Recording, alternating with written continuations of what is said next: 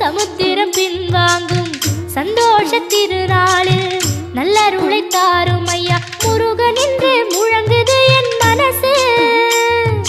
கடலை போல உன் கருணை பெருசு உப்பு காத்து ஊத காத்து சுத்தும் கடலுக்கரைய பார்த்து சத்தியமா கோயில் கொண்ட சுபையா